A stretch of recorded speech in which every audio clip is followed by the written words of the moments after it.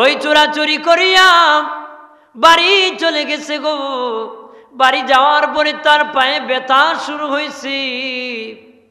এমন ব্যথা বাবা যন্ত্রণায় সইতে পারতেছে না। আল্লাহর গজব নাজিল হয়ে গেছে। কোরআনের সাথে বেয়াদবি করার কারণে আল্লাহর গজব নাজিল হয়ে গেছে। ব্যথা ব্যথা বলে চিৎকার করে কাঁদতেছে। তার আত্মীয়রা হাসপাতাল নিয়ে গেছে, ডাক্তার চেক আপ দিয়েছে। বাবা কোনো যন্ত্রণা নাই, কোনা বাবা তোমার কোনো রোগ নাই। পরীক্ষা নিরীক্ষা করে কয় তুমি সুস্থ, কিন্তু তোমার কোনো সমস্যা নাই। কিন্তু বাবা তার ব্যথা শেষ হয় না রে, তার ব্যথা কি কমে না। ডাক্তারকে কোন সমস্যা নাই, সে ব্যথা বলে চিৎকার করে কাঁদে। বাবাজি বাড়ি আসি আবার হাসপাতাল গেছি, ব্যথার যন্ত্রণায় কান্দি। পায়ের ব্যথা ভালো হয় না। বাবাজি শেষ মুহূর্তে এক পাও কাটছে এক মাথা, আরেক পাও কাটছে আরেক মাথা। কাটতে কাটতে পা যখন যন্ত্রণায় খোনা কেটে ফেলে দাও, আমার পাও কেটে ফেলে দাও। তারপরে জিজ্ঞাসা করলো বাবা এটা চরম বেয়াদবি করে তোমারই ব্যথা আসছে রে। আমরা পরীক্ষা নিরীক্ষা করে দেখছি তোমার কোনো যন্ত্রণা অর্থাৎ তোমার কোনো রোগ নাই, কারণ এই ব্যথা হওয়ার কথা না। তুমি মারাত্মক কোনো অপরাধ করেছো, অপরাধের কারণে তোমার পায়ে ব্যথা হইতেছে। সে বলে ডাক্তার সাহেব আমি আল্লাহর ঘড়ি চুরি করতে, আল্লাহর কালামের উপর পা রাখিয়া ঘড়ি চুরি করেছি। ডাক্তার কই আযাব গজব তোমারে ধরছে। আজকে কোরআনের সম্মান নাই, ইজ্জত নাই। বাবাজি এক মতকুর রাস্তা দিয়া যাচ্ছে, দেখে একটা কাগজের মধ্যে লেখা আছে বিসমিল্লাহির রহমানির রহিম। কাগজটা হাতে নিয়ে চুমো খাইতেছে, বুকে লাগাইতেছে। মায়ের কাছে যায় বলে মা এটা কার নাম? মা বলে তোরে যে বানাইছে তার নাম রে। ওরে বাবা এটা তোর নাম, তোর মালিকের নাম। তোরে যে বাঁচাইছে, যে তোরে বানাইছে সেই আমার মালিকের নাম। ওই মতকুর বলে মা আমার আল্লাহর নাম কোথায় রাখবো গো? আতর গোলাপ দিয়ে বাবা চুমুকে মাথার উপর নিয়ে ঘুরতেছি। আল্লাহ ফিরিস্তাকে বলেন আমার বান্দা আমার নামকে এত ইজ্জত করেছি, আমার নামকে এত মহব্বত করেছি, মাথায় নিয়ে ঘুরতেছি। আমি আল্লাহ আমার বান্দার হেদায়েতের খাতার মধ্যে তার নামটা উঠে দিলাম। কোরআনের এত ইজ্জত জানুনি? ইমাম গাজ্জালি রহমতুল্লাহ আলাইহি আমার আল্লাহ বলেন গাজ্জালি রহমতপুরের অমুক এক ব্যক্তি মারা গেছে, অমুক ব্যক্তি, তার জানাজা পড়ানোর জন্য রে ও ইমাম গাজ্জালি তুমি যেতে হবে তার জানাজা পড়ার জন্য। ইমাম গাজ্জালি বাদ ফজর রওনা করছেন, যেতে যেতে জিজ্ঞাসা করে রহমতপুর গ্রাম কোথায়? বাবাজি খবর নিয়ে গ্রামের মধ্যে চলে গেলেন, যে খবর পেলেন অমুক ইন্তেকাল হয়েছে, মারা গেছে। বাবা খবর পেয়ে বললেন যে আমার মতন যুগের ইমাম গাজ্জালিকে তার জানাজার ইমামতি করার জন্য পাঠাইছে মালিক কোন গুণের কারণে। ছেলেদেরকে ডাকিয়া বলেন মৃত ব্যক্তির ছেলেরা তোদের বাবার কি গুণ ছিল রে? তারা বলে আমার বাবার কোনো গুণ ছিল আমরা জানা নাই। আমার বাবা কাটুরি ছিল, কাঠ কাটতো, আমার বাবা কাঠ কাটতো, তবে কোনো গুণ ছিল আমাদের জানা নাই। ইমাম গাজ্জালি মনে মনে কয় কোন গুণ নাই, আমি গাজ্জালিকে জানাজার ইমামতির জন্য আল্লাহ পাঠাইছি, হয়তো কোনো গুণ গোপনে আছে। গোপনের খবর ওই কাটুরির বিবি জানবে। পর্দার আড়াল থেকে ওই কাটুরির বিবিকে জিজ্ঞাসা করলেন ইমাম গাজ্জালি মা তোমার স্বামীর কি গুণ ছিল গো? আমারও জানা নাই কোনো গুণের কথা, তবে একটা গুণের কথা আমার জানা আছে। আমার স্বামী প্রতিদিন কাঠ কাটিয়া বাড়ি আসিয়া আল্লাহর কালাম পড়তে জানতো না, কোরআন পড়তে জানতো না, পবিত্র কোরআন হাতে নিয়ে চুমু খাইতো আর বুকে লাগাইতো। চুমু খাইতো আর বুকে লাগাইতো, এটি আমার স্বামীর গুণ ছিল। ইমাম গাজ্জালি বলেন বেচারা তেলাওয়াত জানতো না, কিন্তু আল্লাহর কালামকে চুমু খাওয়ার কারণে ওই লোককে এত ইজ্জত বাড়াইছে। আমি যুগের ইমাম গাজ্জালিকে তার জানাজার ইমামতির জন্য পাঠাইছে। কোরআন যদি চুমু আর ভালোবাসার কারণে, একটা গুণ থাকার কারণে যুগের ইমাম আসতে পারে, আমরা তেলাওয়াত করতে পারি, আমাদের দাম কম হবে না বেশি হবে? বাবাজি, কম হবে না বেশি হবে? যে যত বেশি আল্লাহর কালাম তেলাওয়াত করবে তার ইমান তত বেড়ে যাবে। আল্লাহু আকবার বলেন না? দৈনিক কম পক্ষ নিম্নে 10 আয়াত যারা পড়ে না, নিম্নে 10 আয়াত যারা পড়ে না, তাদের নাম মুনাফিকের লিস্টিতে নামটা উঠায় দেওয়া হয়। নিম্নে 10 আয়াত যারা আল্লাহর কালাম তেলাওয়াত করে না। অনেকে বলতে পারেন হুজুর আমরা তো তেলাওয়াত পড়তে জানি না, জীবনও তেলাওয়াত করছি না, আমাদের নাম কোথায় আছে? তোমরা যদি 5 ওয়াক্ত নামাজ পড়ে থাকো, ইমামের পাশনে তেলাওয়াত শুনে থাকো, তোমরা এই নাম থেকে বেঁচে যাবারে। ওই ইমাম মালিক রহমাতুল্লাহ আলাইহি বাবা মদিনার থেকে বের হয়ে গেলেন ইলম শিখবেন। সেখানে অনেক দিন অপেক্ষা করলেন। যে টাকা নিয়েছিলেন টাকা সব খরচ হয়ে গেছে। ইমাম মালিকের এমটি পকেট হয়ে গেছে, খালি পকেট, কোনো টাকা নাই, হোটেল থেকে খাবার কিনে খাবে রে। ইমাম মালিক রহমাতুল্লাহ আলাইহি মুরাকাবায় বসে গেলেন। মুরাকাবায় বসিয়া বলবেন মালিক আল্লাহ আমি কিভাবে খাবো গো?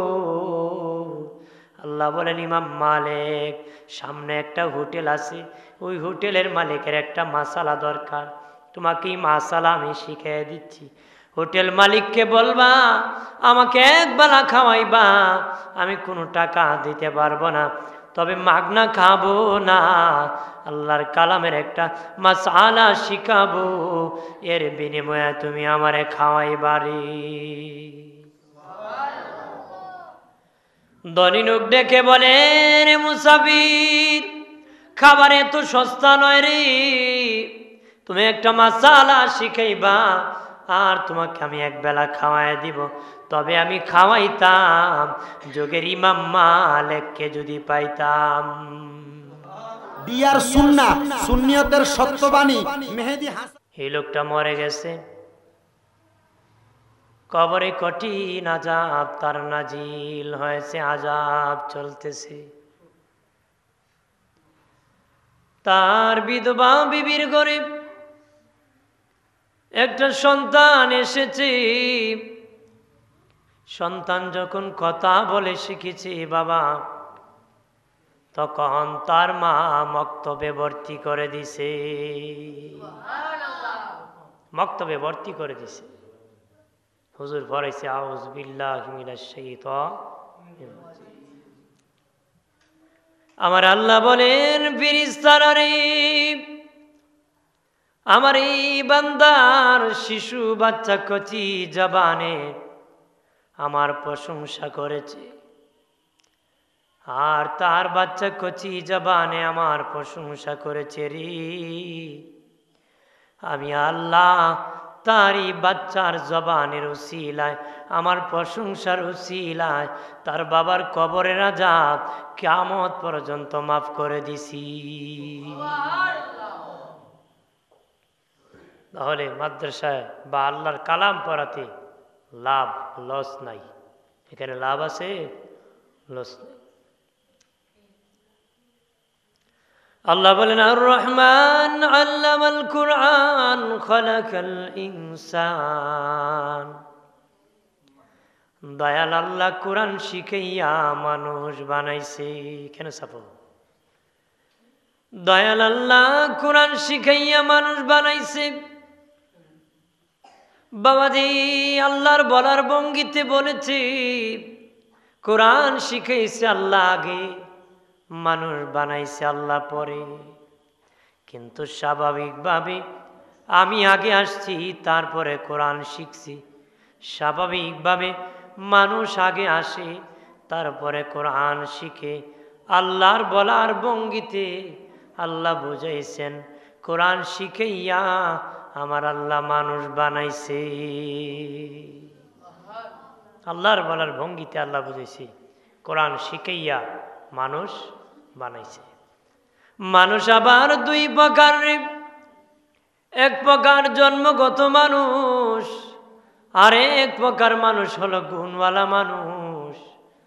জন্মগত মানুষ হতে গেলে বাবা মাদ্রাসায় পড়া লাগে না, কোরআন শিক্ষা লাগে না, কোনো কিছুই শিক্ষা লাগে না। জন্মগত মানুষ, গুণগত মানুষ হতে গেলে তার কিছু শিখতে হয়, শিক্ষার অর্জন করতে হয়। কে গুণওয়ালা? আল্লাহ বলেন যে কোরআন শিখেছে সে হলো গুণওয়ালা, যার জীবন কোরআনের পথে চালাইছে সে হলো গুণওয়ালা। যে ব্যক্তি তার জিন্দিগি কোরআনের পথে মতে চালাবে আল্লাহ বলেন তারে আমি মানুষ বানাইছি। জন্মগত মানুষ বাবাজি, বাচ্চা জন্ম দিতে পারে, খাওয়া দাওয়া করতে পারে, কথা বলতে পারে, হাঁটতে পারে। খাওয়া দাওয়া খাওয়া মানুষের গুণ না, হাইওয়ান জানোয়ারও খেতে পারে। হাঁটা চলাফেরা করা মানুষের গুণ না, হাইওয়ান জানোয়ারও হাঁটা চলাফেরা করতে পারে। বাচ্চা জন্ম বাবাজি হাইওয়ান জানোয়ারও দিতে পারে। মানুষের গুণ কি? আল্লাহর কালাম শিখবে, জিন্দিগি আমার নবীর সুন্নত তরিকায় কাটায় দিবে। কোরআন হাদিস মোতাবেক জিন্দিগি যখন কাটাবে তখন ওই লোকটা মানুষ বলে গণ্য হবে। মানুষ বলে কি? গণ্য হবে।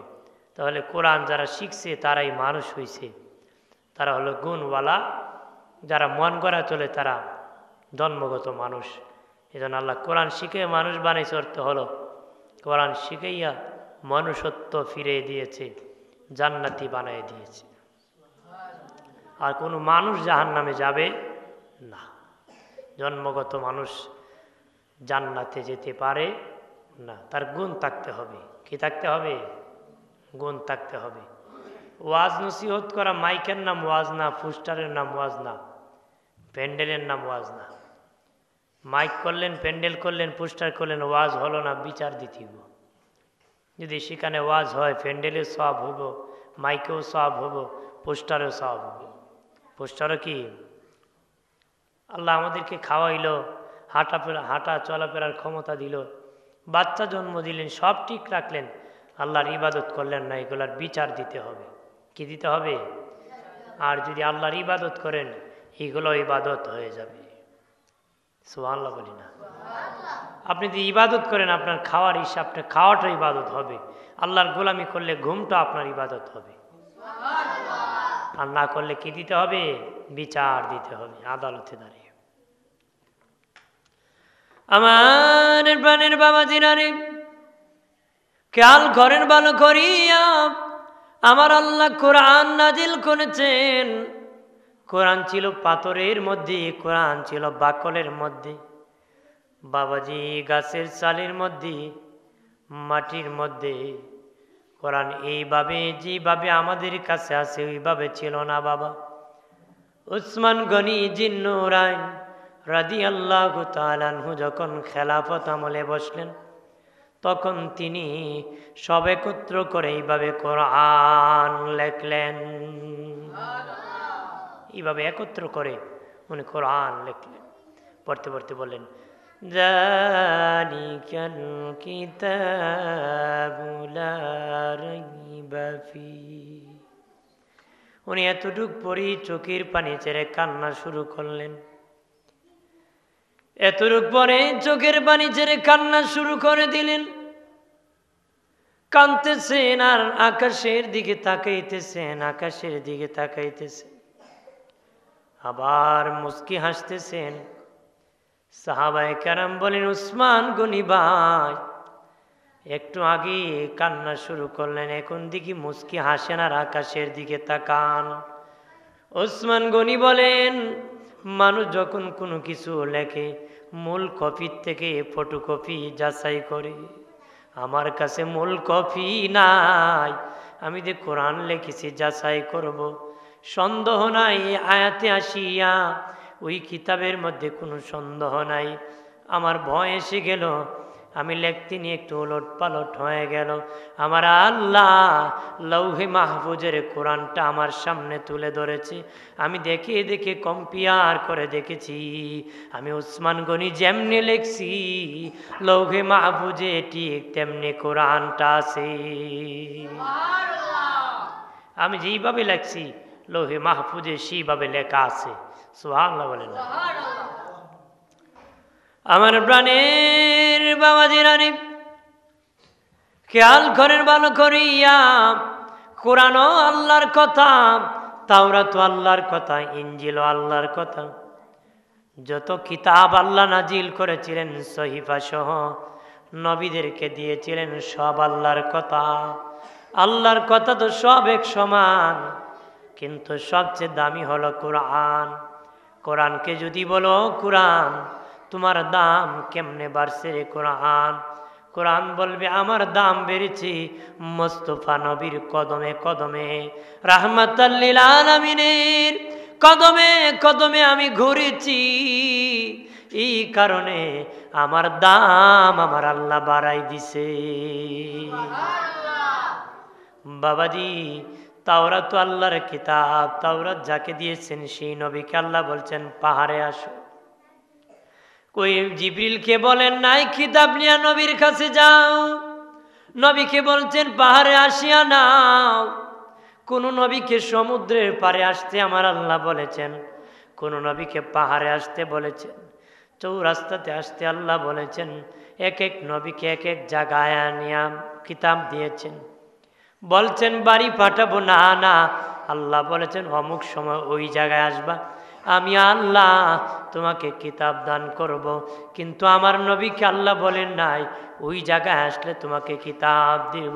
নবী যেই জায়গায় জিবরিল কিতাব নিয়ে গেছে সেই জায়গায়। আমার দিয়ে নবী ছিলেন পাহাড়ে। বাবাজি, পাহাড়ের নাম ছিল গারে হেরা। পাহাড়ে কোরআন নাজিল হয়েছে। আল্লাহ বলেন হাবিব ওই পাহাড়ের মধ্যে কোরআন নাজিল হয়েছে। পাহাড়ের নাম ছিল গারে হেরা।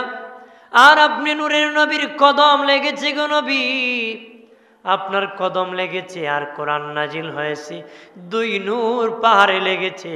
ওই পাহাড়ের নাম গারে হেরা নয়, আজকের থেকে পাহাড়ের নাম হলো জাবালে নূর। পাহাড়ের নাম কি? জাবালে নূর হয়ে গেছে। সুবহানাল্লাহ বলেন না। নবী পাহাড়ে জিবরিল কিতাব নিয়ে গেছে। পাহাড়ে নবী আম্মা জান আয়েশার হুজরাত জিবরিল কিতাব নিয়ে গেছে, ওহী নিয়ে গেছে আম্মা জান আয়েশার হুজরাত। নবীজি মসজিদ নববীতে, জিবরিল মসজিদ নববীতে। নবী যখন মক্কায় কিতাব নিয়ে গেছে মক্কায় গো। নবী যখন মদিনায়, ওহী নাজিল হয়েছে মদিনায়। এই জন্য কোরআন বলে দেখো কোন কিতাবে অমুক দেশ তমুক দেশ উল্লেখ নাই, কিন্তু আমি কোরআনের মধ্যে উল্লেখ আছে মাক্কি মাদানি। কেন হয়েছে জাননি? আমার নবী মক্কায় জিবরিল কিতাব নিয়ে গেছে, ওহী নিয়ে গেছে মক্কায়। যখন মক্কায় নিয়ে গেছি ওই সূরার নাম হয়েছে মাক্কি। নবী যখন মদিনায় জিবরিল মদিনায় ওহী নিয়ে গেছে, ওই সূরার নাম হয়েছে মাদানি। আমি রাসূলের পাছনে পাছনে ঘোরাঘুরি করেছি, এই জন্য আল্লাহ ওই কোরআনের দাম বাড়ায় দিছে। নবীর কদম ঘোরাঘুরির কারণে কিতাবের দাম বেড়ে গেছে। জোরে বলেন সুবহানাল্লাহ। দরুদ শরীফ পড়ে সাল্লাল্লাহু আলা মুহাম্মাদ সাল্লাল্লাহু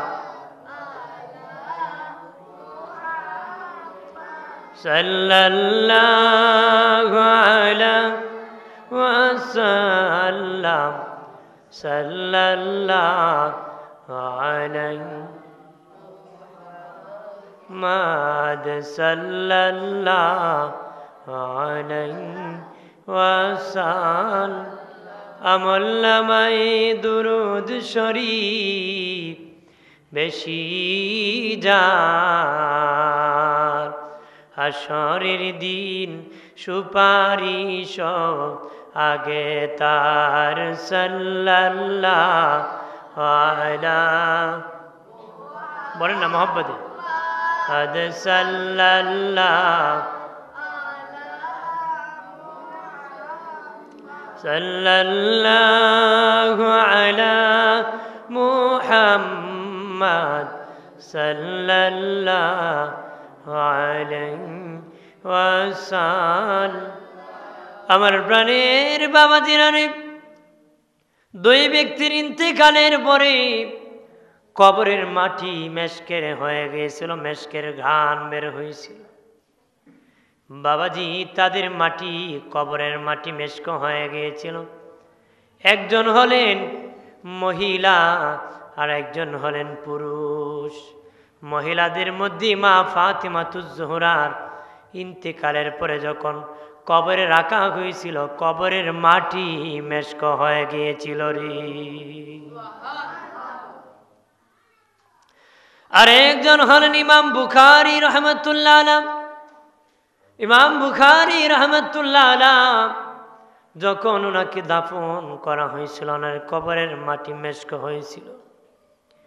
উনি সহিহ বুখারী শরীফ লিখে গিয়েছেন, বাবা এলেমের কত দাম, দোয়া করা লাগবে না, আল্লাহ বুখারীর কবরে সাপ পৌঁছায়া দাও। দোয়া করা লাগবে না, ইমাম বুখারীর কিতাব করে যখন পড়া শুরু করে দিবে, অটোমেটিক ওনার কবরে আল্লাহ সাপ পৌঁছায়া দিবি। সদকায়ে জারিয়া হাজিরিন, এগুলা চালু করা দরকার আমাদের। বই দিয়া বলেন, মসজিদ দিয়া বলেন, মাদ্রাসা দিয়া বলেন, বাচ্চাকে আলেম বানিয়ে বলেন, এরকম করে গেলে কবর থেকে বসে বসে সাপ পাবো। সুবহানাল্লাহ বলেন না? আমার দিনের নবী বলেন, একদল উম্মত জাহান্নামী হয়ে কবরে ঢুকবে, হাসরের দিন জান্নাতি হয়ে উঠবে। জাহান্নামী হয়ে কবরে ঢুকবে, হাসরের দিন জান্নাতি হয়ে উঠবে। তারা কারা জানোনি? তাদের নেক আওলাদ রেখে গিয়েছিল, নেক আওলাদ। তারা কবরে যখন গিয়েছিল গুনাহ বেশি ছিল, নেকি কম ছিল বাবা। কিন্তু কবরে যাওয়ার পরে তাদের সন্তানরা নেক কাজ করতে করতে বাবার কবরে সওয়াব পৌঁছে দিতে, বাবাজি সওয়াব দিতে দিতে, বাবার নামে দান করতে করতে সওয়াব পৌঁছে দিতে দিতে ইসরাফিল যেদিন বাঁশি বাজাবে, তাকে দেখবে নেকি বেশি হয়ে গেছে, গুনাহ কমে গেছে। যার সামান্য নেকি বেশি হবে সে জান্নাতি হয়ে যাবে। আমরা আজকে এগুলা বন্ধ করে দিতেছি, এই দরজাগুলা বন্ধ করব না। আল্লাহ খোলা রাখছেন, আমরা যেন খোলা রাখি।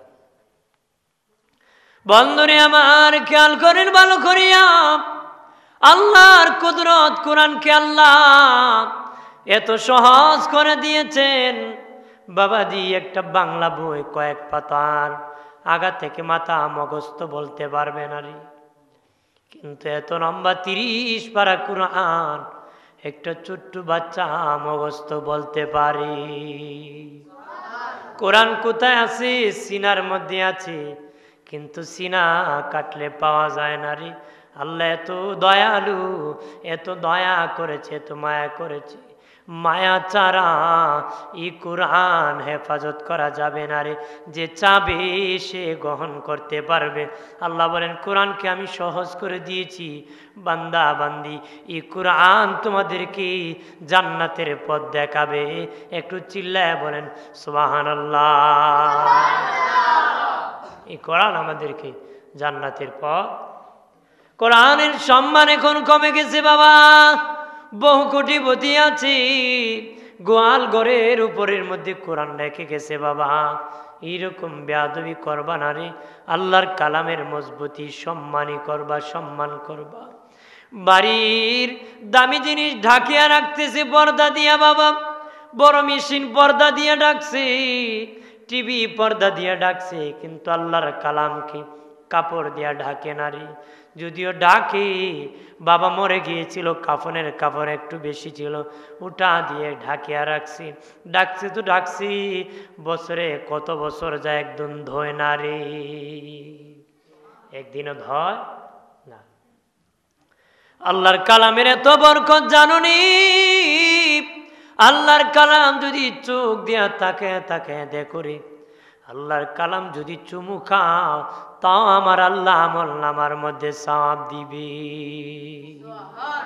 এটা হলো ভালোবাসা। আর কোরআনের সাথে বেয়াদবির পরিণাম কি হয়? মসজিদে তো আমাদের দেশে মানুষ চোরারা চুরি করে, মসজিদে চুরি করে না, যেরকম করে কি না? কিতাবের মধ্যে এক চোরের ঘটনা লেখছে বেয়াদবির। বাবাদীপ ওই চোর মসজিদে চুরি করতে গিয়েছে, দামি একটা ঘড়ি মসজিদে দেখেছে, চুরি করতে তার পছন্দ লেগে গেছে, ঘড়িটা চুরি করবে। কিন্তু যতটুকু উপরে উঠতেছে লাগাল পাইতেছে না রে। আল্লাহর ঘরে কালাম কোরআন শরীফ দিয়ে উঁচু করছে বাবা, কোরআন শরীফ দিয়ে উঁচু করিয়া কোরআনের উপর পা রাখিয়া মসজিদ থেকে ঘড়ি চুরি করে নিয়ে গেছে। নাউজুবিল্লাহ বলেন। এখন আমরা দেশ সুযোগ পাইলে চোরারা চুরি করে, মোবাইল চুরি করে, মসজিদের ঘড়ি চুরি করে, মেশিন চুরি করে, করে না? বেশি চুরি হলো জুতা চোরা, কি জুতা চুরি করে। কোনো নামাজি জুতা চুরি করতে পারে? সব হারাম জাদারই জুতা চুরি করে, কোনো হালাল জাদা জুতা চুরি করতে পারে না। কোন ইমানদার মসজিদে জুতা চুরি করতে পারে? মসজিদে গেছে জুতা বুকুলিয়া যায় এমনি, ভাই জুতা খুঁড়ে রাখবা, সেজদা দাঁড়িয়ে রাখ, নিয়ে যাবে চুরি, ভয়াবহ। অথচ মুসলমানের মাল মুসলমানের কাছে আমানত। মুসলমানের ঘরে কেসি গেট কেন থাকবে? তালা কেন থাকবে? ডাকাতি কেন হবে? আজকে মুসলমানের ঘরে কেসি গেট লাগেও মুসলমান শান্তিতে ঘুমাতে পারে না, কারণ আমরা মুসলমানের কাছে মুসলমানের মাল আমানতদারি নাই। কথা হয় না? যে দেশে এত পারছেন, মুসলমানের দেশে চুরি হবে কেন? কারণ আমার কাছে আপনার মাল আমানত, আপনার মাল আমার কাছে, আমার মাল আপনার কাছে আমানত। কিন্তু আমানতদারি নাই বলে আজকে চুরি ডাকাতি বেড়ে গেছে। কথা বলেন ঠিক কিনা? আমার প্রাণের বাবা জিরানি ওই চোরা চুরি করিয়া বাড়ি চলে গেছে গো। বাড়ি যাওয়ার পরে তার পায়ে ব্যথা শুরু হয়েছে, এমন ব্যথা বাবা যন্ত্রণায় সইতে পারতেছে না। আল্লাহর গজব নাজিল হয়ে গেছে। কোরআনের সাথে বেয়াদবি করার কারণে আল্লাহর গজব নাজিল হয়ে গেছে। ব্যথা ব্যথা বলে চিৎকার করে কাঁদতেছে।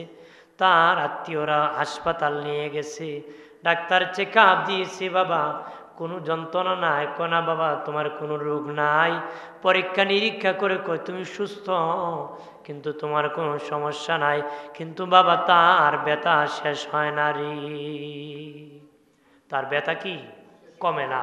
ডাক্তারকে কোন সমস্যা নাই, সে ব্যথা বলে চিৎকার করে কাঁদে। বাবাজি বাড়ি আসি আবার হাসপাতাল গেছি, ব্যথার যন্ত্রণায় কান্দি, পায়ের ব্যথা ভালো হয় না। বাবাজি শেষ মুহূর্তে এক পাও কাটছে এক মাথা, আরেক পাও কাটছে আরেক মাথা। কাটতে কাটতে পা যখন যন্ত্রণায় খোনা কেটে ফেলে দাও, আমার পাও কেটে ফেলে দাও। তারপরে জিজ্ঞাসা করলো বাবা এটা চরম বেয়াদবি করে তোমারই ব্যথা আসছে রে। আমরা পরীক্ষা নিরীক্ষা করে দেখছি তোমার কোনো যন্ত্রণা অর্থাৎ তোমার কোনো রোগ নাই, কারণ এই ব্যথা হওয়ার কথা না। তুমি মারাত্মক কোনো অপরাধ করেছো, অপরাধের কারণে তোমার পায়ে ব্যথা হইতেছে। সে বলে ডাক্তার সাহেব আমি আল্লাহর ঘরে ঘড়ি চুরি করতে, আল্লাহর কালামের উপর পা রাখিয়া ঘড়ি চুরি করেছি। ডাক্তার কই আযাব গজব তোমারে ধরছে। আজকে কোরআনের সম্মান নাই, ইজ্জত নাই। বাবাজি এক মতকুর রাস্তা দিয়া যাচ্ছে, দেখে একটা কাগজের মধ্যে লেখা আছে বিসমিল্লাহির রহমানির রহিম। কাগজটা হাতে নিয়ে চুমো খাইতেছে, বুকে লাগাইতেছে। মায়ের কাছে যায় বলে মা এটা কার নাম? মা বলে তোরে যে বানাইছে তার নাম রে। ওরে বাবা এটা তোর নাম, তোর মালিকের নাম। তোরে যে বাঁচাইছে, যে তোরে বানাইছে, সেই আমার মালিকের নাম। ওই মতকুর বলে মা আমার আল্লাহর নাম কোথায় রাখবো গো? আতর গোলাপ দিয়ে বাবা চুমুকে মাথার উপর নিয়ে ঘুরতেছি। আল্লাহ ফিরিস্তাকে বলেন, আমার বান্দা আমার নামকে এত ইজ্জত করেছি, আমার নামকে এত মহব্বত করেছি, মাথায় নিয়ে ঘুরতেছি, আমি আল্লাহ আমার বান্দার হেদায়েতের খাতার মধ্যে তার নামটা উঠে দিলাম। কোরআনের এত ইজ্জত জানুনি ইমাম গাজ্জালি রহমতুল্লাহ আলাইহি আমার আল্লাহ বলেন, গাজ্জালি রহমতপুরের অমুক এক ব্যক্তি মারা গেছে, অমুক ব্যক্তি, তার জানাজা পড়ানোর জন্য রে ও ইমাম গাজ্জালি তুমি যেতে হবে তার জানাজা পড়ার জন্য। ইমাম গাজ্জালি বাদ ফজর রওনা করছেন, যেতে যেতে জিজ্ঞাসা করে রহমতপুর গ্রাম কোথায়? বাবাজি খবর নিয়ে গ্রামের মধ্যে চলে গেলেন, যে খবর পেলেন অমুক ইন্তেকাল হয়েছে, মারা গেছে। বাবা খবর পেয়ে বললেন যে আমার মতন যুগের ইমাম গাজ্জালিকে তার জানাজার ইমামতি করার জন্য পাঠাইছে মালিক কোন গুণের কারণে। ছেলেদেরকে ডাকিয়া বলে, মৃত ব্যক্তির ছেলেরা, তোদের বাবার কি গুণ ছিল রে? তারা বলে, আমার বাবার কোনো গুণ ছিল আমরা জানা নাই, আমার বাবা কাটুরি ছিল, কাঠ কাটতো, আমার বাবা কাঠ কাটতো, তবে কোনো গুণ ছিল আমাদের জানা নাই। ইমাম গাজ্জালি মনে মনে কয়, কোন গুণ নাই, আমি গাজ্জালিকে জানাজার ইমামতির জন্য আল্লাহ পাঠাইছি, হয়তো কোনো গুণ গোপনে আছে, গোপনের খবর ওই কাটুরির বিবি জানবে। পর্দার আড়াল থেকে ওই কাটুরির বিবিকে জিজ্ঞেস করলেন ইমাম গাজ্জালি, মা তোমার স্বামীর কি গুণ ছিল গো? আমারও জানা নাই কোনো গুণের কথা, তবে একটা গুণের কথা আমার জানা আছে, আমার স্বামী প্রতিদিন কাঠ কাটিয়া বাড়ি আসিয়া আল্লাহর কালাম পড়তে জানতো না, কোরআন পড়তে জানতো না, পবিত্র কোরআন হাতে নিয়ে চুমু খাইতো আর বুকে লাগাইতো, চুমু খাইতো আর বুকে লাগাইতো, এটি আমার স্বামীর গুণ ছিল। ইমাম গাজ্জালি বলেন, বেচারা তেলাওয়াত জানতো না, কিন্তু আল্লাহর কালামকে চুমু খাওয়ার কারণে ওই লোককে এত ইজ্জত বাড়াইছে, আমি যুগের ইমাম গাজ্জালিকে তার জানাজার ইমামতির জন্য পাঠাইছে। কোরআন যদি চুমু আর ভালোবাসার কারণে, একটা গুণ থাকার কারণে যুগের ইমাম আসতে পারে, আমরা তেলাওয়াত করতে পারি, আমাদের দাম কম হবে না বেশি হবে? বাবাজি কম হবে না বেশি হবে? যে যত বেশি আল্লাহর কালাম তেলাওয়াত করবে তার ঈমান তত বেড়ে যাবে। আল্লাহু আকবার বলেন না? দৈনিক কম পক্ষ নিম্নে 10 আয়াত যারা পড়ে না, নিম্নে 10 আয়াত যারা পড়ে না, তাদের নাম মুনাফিকের লিস্টিতে নামটা উঠায় দেওয়া হয়। নিম্নে 10 আয়াত যারা আল্লাহর কালাম তেলাওয়াত করে না। অনেকে বলতে পারেন, হুজুর আমরা তো তেলাওয়াত পড়তে জানি না, জীবনও তেলাওয়াত করছি না, আমাদের নাম কোথায় আছে? তোমরা যদি 5 ওয়াক্ত নামাজ পড়ে থাকো, ইমামের পাশনে তেলাওয়াত শুনে থাকো, তোমরা এই নাম থেকে বেঁচে যাবারে। ইমাম সাহেবের পিছনে দিয়ে মনোযোগ দিয়ে তেলাওয়াত শুনেছ, তেলাওয়াত শোনার কারণে তোমরা বেঁচে যাবা। তবে শুনে না করে যে যত কোরআন তেলাওয়াত বাড়াবে তার ঈমান তত বেড়ে যাবে। কার ঈমান কত বেড়ে গিয়েছে? যার জীবন যত গুনাহমুক্ত তার ঈমান তত শক্ত, যার জীবন যত গুনাহমুক্ত তার ঈমান তত শক্ত। আমি অনুরোধ করি বলি, ও নিজগার মা বোনেরা, আশেপাশে এলাকার মা বোনেরা, অনুরোধ করি গো মা, জীবনটা পরিশ্রম করে কাটাইতেছ, আল্লাহর কালাম তেলাওয়াত করিও গো মা, তেলাওয়াত করিও। তেলাওয়াত করলে তোমার পেট থেকে যখন তেলাওয়াতকারী হবা, তোমার পেট থেকে তেলাওয়াতকারী জন্মগ্রহণ করবে। আর যদি টিভি দেখতে পছন্দ করবা, সিনেমা দেখতে পছন্দ করবে তোমার ছেলে, তোমার মেয়ে গান শুনতে পছন্দ করবে গো মা, তুমি কোরআন তেলাওয়াত শুনতে পছন্দ করো, যদি তেলাওয়াত পছন্দ করো, তোমার বাচ্চাটাও আল্লাহর কালাম শুনতে পছন্দ করবে। বাচ্চা যখন পেটে থাকে তখন তুমি যা করবা, বাচ্চা পৃথিবীতে আসার পরে তা পছন্দ করবে বেশি।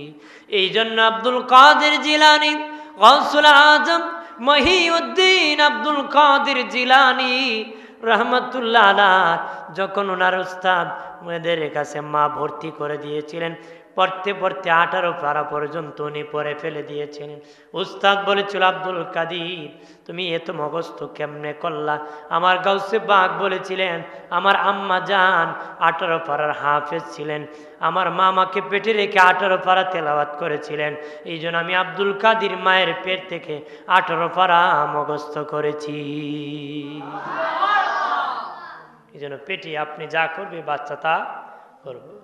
এই জন্য গোমা ও এলাকার বাবা যারা আছো, বাপ ভালো তো, ছেলে ভালো, মা ভালো তো, মেয়ে ভালো, গাই ভালো তার বাছুর ভালো, দুধ ভালো তার ঘি ভালো। বাবাজি আম গাছ থেকে আম হয়, জাম গাছ থেকে জাম হয়, কাঁঠাল গাছ থেকে কাঁঠাল হয়, কাঁটাওয়ালা মান্দার গাছ থেকে ভালো কিছু আশা করা যায় না রে। কিছু আশা করা যায়? আশা করা যায় না। কাঁটাওয়ালা মান্দার কাছে কিছু পাওয়ার আশা করা যায়? বন্ধুরে আমার খেয়াল করেন, ভালো করেন, কোরআন শিখতে বয়স লাগে না। যারা বাবাজি বৃদ্ধ আছেন আপনারাও ইচ্ছা করলে আপনাদের হাফিজ সাহেবের কাছে যেতে পারেন, খতিব সাহেবের কাছে যেতে পারেন। আপনাদের খতিব সাহেবের কাছে যেয়ে বলতে পারেন, হুজুর আল্লাহর কালাম শিখান।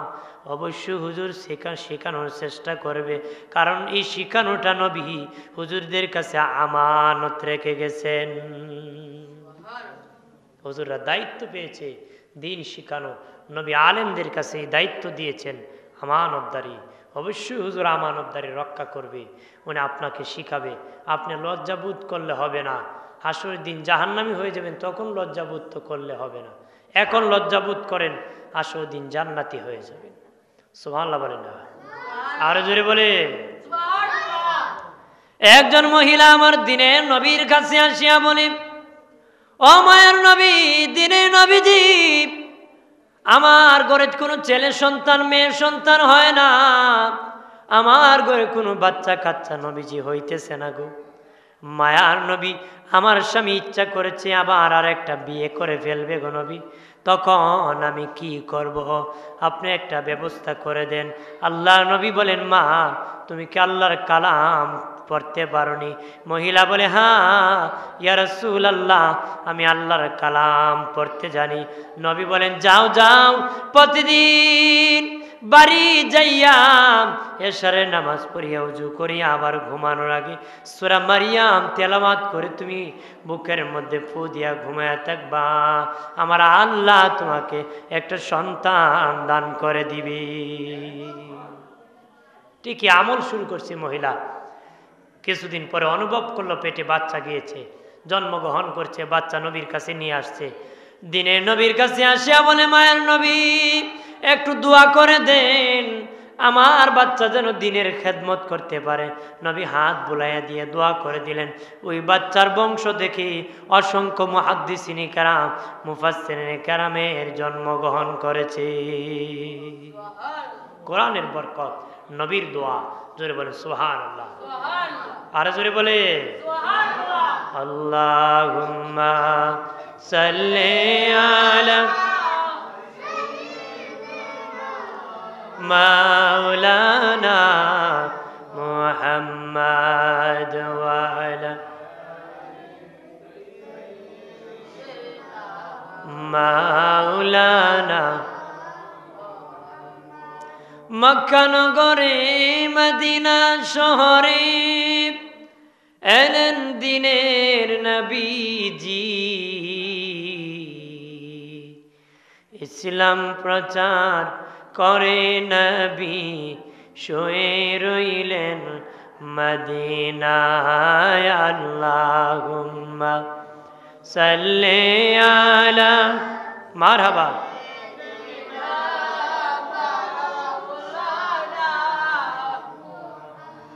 ওয়ালা আলি সাইয়্যিদিনা।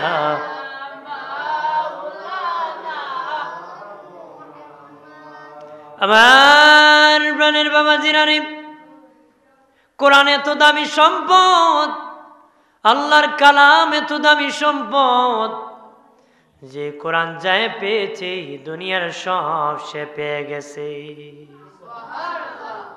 কোরআন যে পেয়েছে, দুনিয়ার সব সে পেয়ে গেছে। দুনিয়ার সবচেয়ে দামি সম্পদের নাম হলো কোরআন। সুবহানাল্লাহ বলেন, আরো জোরে বলে। একটা ঘটনা বলি, যে কোরআন পেলে দিন সব পাওয়া হয়। ইমাম মালিক রহমতুল্লাহ আলার নাম শুনছি আমরা। উনি কিন্তু অনেক ধনী ঘরের সন্তান ছিলেন, যিনি 365 দিনে 365টা জামা গায়ে দিতেন। মানে প্রতিদিন একটা নতুন জামা গায়ে দিতেন। এত ধনী ছিলেন উনি। ওনার ভক্তরা বলেছিল, গো ইমাম, প্রতিদিন একটা জামা গায়ে দেন, এটা কি বেয়াদবি হবে না? অপচয় কি হবে না? গো ইমাম, অপচয় কি হবে না? আপনি প্রতিদিন একটা করে নতুন জামা পরেন, এটা কি অপচয় নয়? ইমাম মালিক বলে, অপচয় নয়, এটা আমার মালিকের শুকরিয়া। আমরা দেশে বেড়ার আল্লাহ দন দিছে, কিন্তু কাপড় পরে না, বালা খায় না, বালা গোর বানায় না, কথা হয় না, জোরে খুঁজা ওটা ফারা সিরা ভিন্না গুড়া। আপনারা খুন রিস্কাওয়ালা না ফারা সিরা পরে শুক্রিয়া আদায় করলো, তার হলো। তুমি তো নতুন পরে শুক্রিয়া আদায় করার কথা আছে। আল্লাহর কাছে আল্লাহ আমার দন দিছ, নতুন জামা পরে তোমার দরবারে হাজির হয়েছে, আল্লাহ তুমি আমার মাফ করো। অহংকার করে কোনো কিছুই সিরাটা পরো ঠিক হইতো না।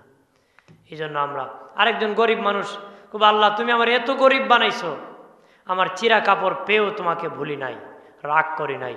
ধনী হইয়া নতুন কাপড় পরে খুব, আল্লাহ তুমি এত ধনী বানাইছো, আমি নতুন কাপড় পরেও তুমি মালিককে ভুলি নাই। কারণ দন দিয়েছে খরচ করার জন্য, রিজার্ভ রাখবার লেগে রাখছে না।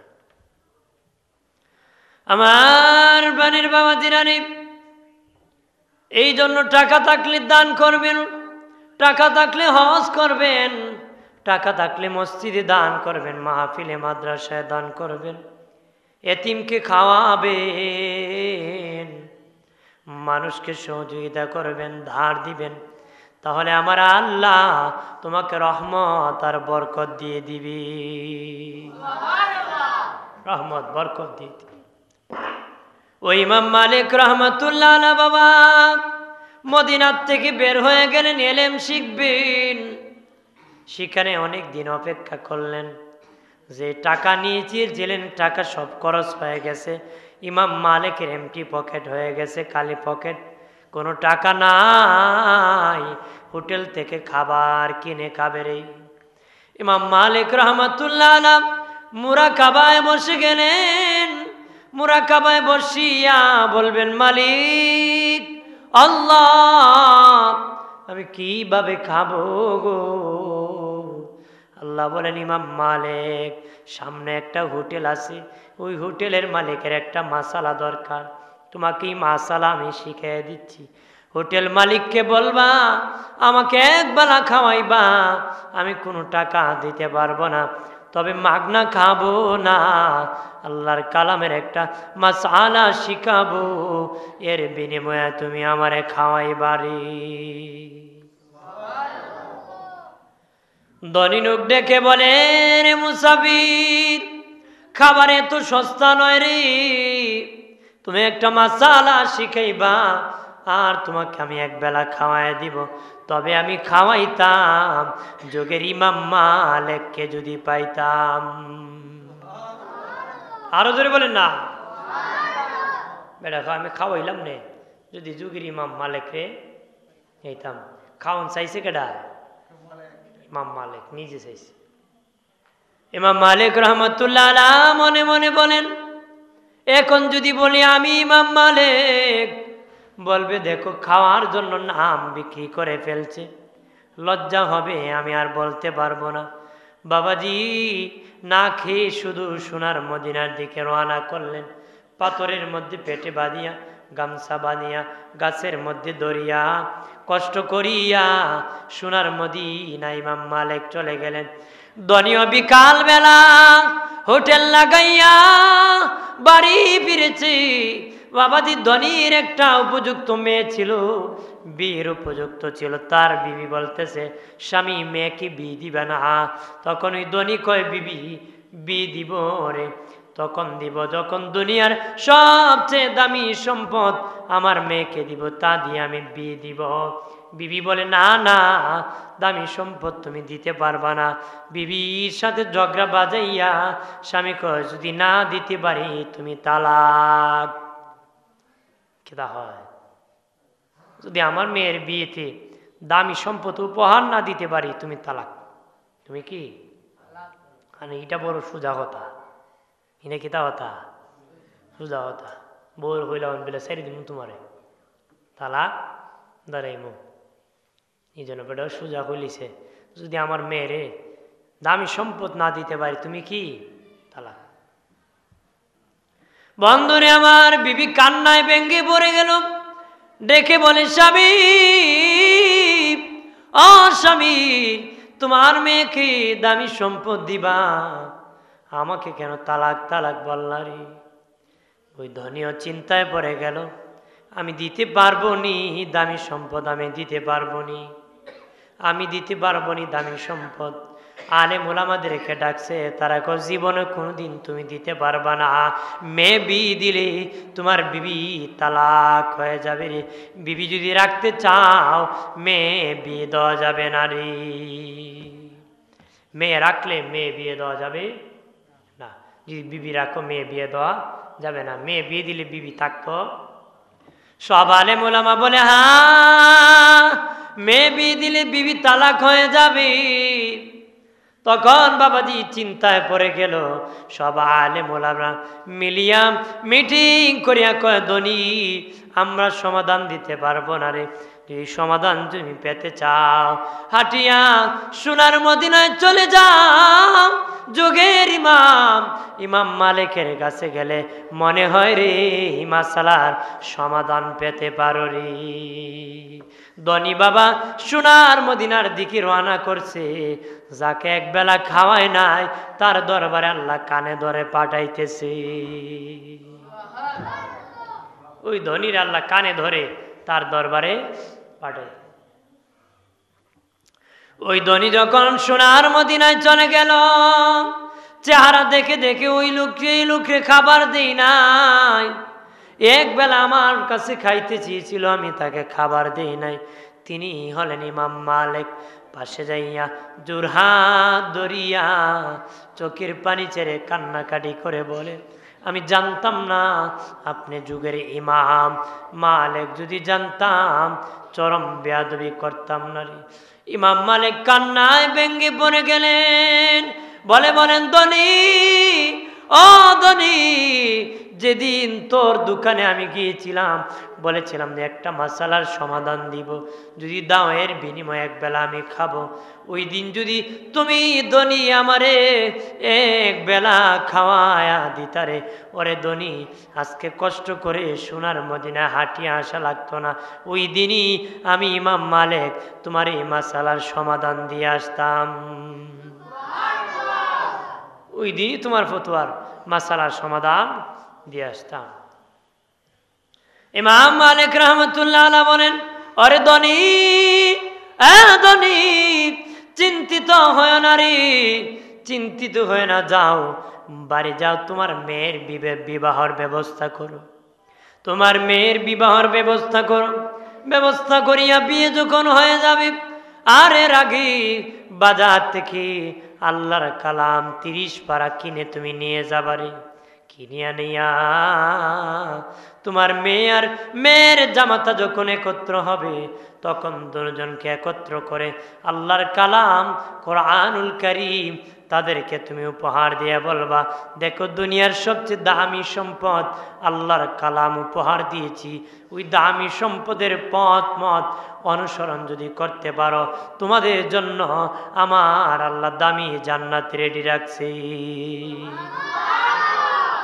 তাহলে সবচেয়ে দামি সম্পদ কি? কোরআন। জোরে বলো সুবহানাল্লাহ। বন্ধুরে আমার, খেয়াল করেন ভালো করিয়া, আল্লাহর নবীর চাচি আম্মা একজন বুড়া বয়সে কালেমা পড়ে মুসলমান হয়েছে। বৃদ্ধ বয়সে, বুড়া বয়সে কালেমা পড়ে মুসলমান হইয়া ডাকিয়া বলে, নবী ও ভাতিজা, ও ও ভাতিজা মুহাম্মদ, আমি যেদিন মরে যাব তুমি আমার জানাজার ইমামতি করবানি। সুবহানাল্লাহ বলেন না? দেখে বলে বাবা মুহাম্মদ, আমি বেশি সময় পাই না ইবাদত করার রে, আমি মরে গেলে তুমি আমার জানাজার ইমামতি করবানি। আমি মরে যাওয়ার পরে কবর খনন যখন হবে, কবরের মাটিতে গড়াগড়ি করবানি।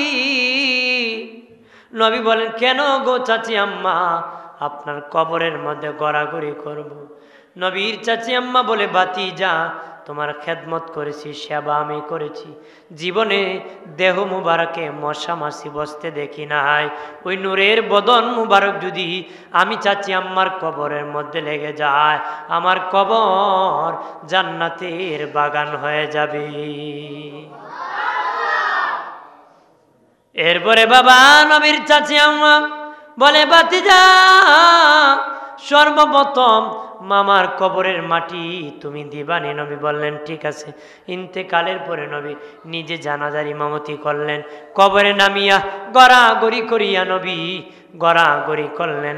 তারপরে বান চাচিকে নামায় দিলেন, কবরে প্রথম মাটি নবী দিলেন, মাটি পাথর চাপা, মাটি চাপা দিয়ে নবী কবরের পাশে দাঁড়াইয়া চাচি আম্মার কান্নায় ব্যঙ্গে পড়ে গেলেন, হাউমাউ করে নবী কাঁদতেছেন। সাহাবীরা বলে, নবীজি কেন গো এইভাবে কান্নাকাটি করতেছেন? নবী বলেন, বাবা সাহাবীরা, এইরকম আবদার কে আমার কাছে করবে রে? কারা আমার সাথে এরকম আবদার করবে? আমার চাচি আম্মা এত ভালোবাসে আমারে, মরণের আগে বলেছে আমি যেন তার জানাজার ইমামতি করি, তার কবরে যেন নামিয়া গড়াগড়ি করি, তার কবরে প্রথম মাটি যেন আমি দিই। এইরকম আবদার কে আমার কাছে করবে? সাহাবীরা কান্নায় ব্যঙ্গে পড়ে গেল। ডাক দিয়া বলে, নবীজি এই জন্য বুঝি কাঁদতেছেন গো নবী? আমরা সব সাহাবীরা চাই আপনি চিরদিন বেঁচে থাকেন, আর আপনার মরলে আপনি জানাজা পড়ান, আমরা মরে গেলে আপনি আমাদের কবরে নামেন, কবরে মাটি চাপা দেন, আমরা চাই। নবী বলেন, না না বাবা সাহাবীরা, আমি চিরদিন বেঁচে থাকবো না রে, আমি চিরদিন বেঁচে থাকবো না। তবে তোদেরকে বলে দিই, তোরা আলেম হ, নতুবা আলেমের ছাত্র হ, নতুবা আলেমের কথা শোন, নতুবা আলেমকে ভালোবাসো। এই চারটার মধ্যে একটা যদি থাকতে পারো রে, তোমরা আলেম হয়ে যখন কবরের পাশে দোয়া করবা, ঠিক তেমনি কবরের আযাব দূর হয়ে যাবে, কবর জান্নাতের বাগান হয়ে যাবে। তাহলে আলেম হলে কোরআনের সাথে সম্পর্ক, আলেমের ছাত্র হলে কোরআনের সাথে সম্পর্ক, আলেমের কথা শুনেন যারা আপনারা, কোরআনের সাথে সম্পর্ক, আলেমকে যারা ভালোবাসেন কোরআনের সাথে সম্পর্ক।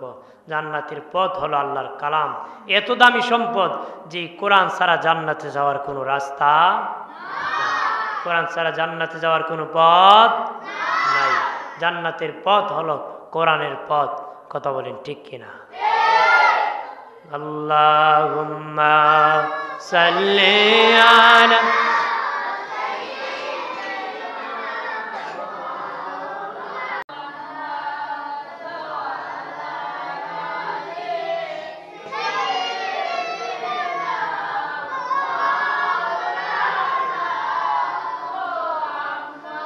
দরতে সে নবী না দেখিলেন বাবার মুখ, ৬ বছরের কালে নবী হারাইলেন মায়ের বুক। আল্লাহুম্মা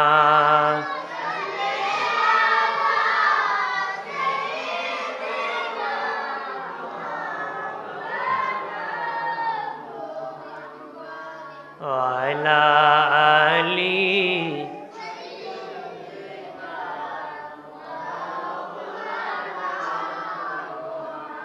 আজরাইলের সুরত যখন মোদের সামনে রাখিবে,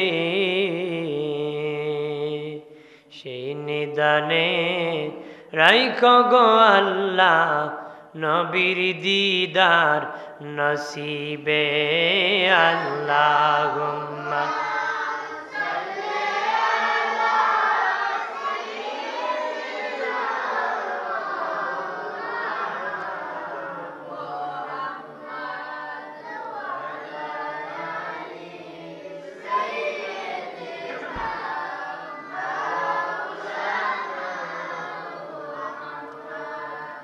হাজিরিন। স্বাভাবিকভাবে মসজিদে কথা বলাটা কঠিন হয়, কারণ স্বাভাবিক মাইক বক্স যেভাবে আমরা ইউজ করি মসজিদ আর এইভাবে ইউজ হয় না, আলোচনার বেগমান কম হয়। কিন্তু মসজিদে বসছি আস্তে আস্তে বলতেছি, তারপর আমার কষ্ট হয়ে যাচ্ছে, কারণ মাইক তো আর কন্ডিশন টানা কম। তারপর যতটুকু আমি বলতেছি যে মানুষ যেন কোরআনের প্রতি আমরা আসি, কোরআনকে যেন আমরা ভালোবাসি, কারণ আমরা এখন কোরআন থেকে বিচ্ছিন্ন হয়ে যাচ্ছি। কোরআন থেকে কি বিচ্ছিন্ন হচ্ছি, কোরআন থেকে দূর হয়ে যাচ্ছি। কোরআন থেকে দূর হলে নাস্তিক হয়ে যাবে, তো মুরতাদ হয়ে যাবে। এই জন্য কোরআন অনুসরণ করতে হবে, কোরআনকে কি অনুসরণ করতে হবে। নবী আমানত দিয়ে গেছে, এখনো চলতেছে আমার নবীর যুগ।